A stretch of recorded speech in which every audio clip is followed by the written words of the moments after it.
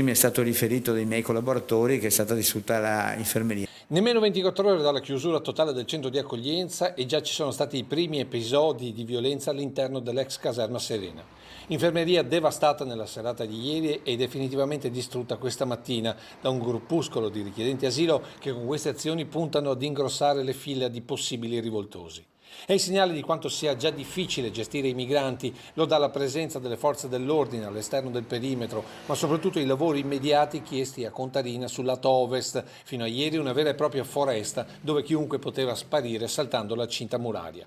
E se sul fronte sicurezza i segnali non sono per nulla rassicuranti, diversa invece è la situazione sul fronte contagi. Dopo aver fatto ovviamente 315 ciamponi, di cui 293 agli ospiti e 22 agli operatori, abbiamo i soliti 133 positivi, abbiamo sostanzialmente isolato i positivi da quelli che sono negativi, quindi che non hanno contratto il virus. Però anche su questo fronte il comportamento dei richiedenti asilo non aiuta e si parla con insistenza di promiscuità tra contagiati e non.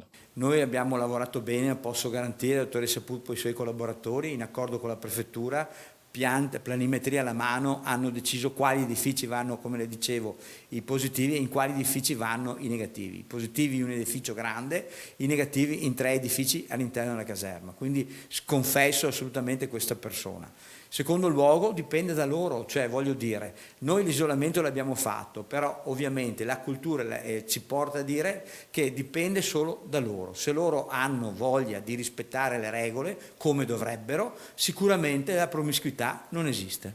Che all'interno della caserma ci sia movimento lo testimoniano queste immagini girate stamattina, stimolato dal continuo andirivieni di connazionali che portano generi alimentari a chi non può uscire.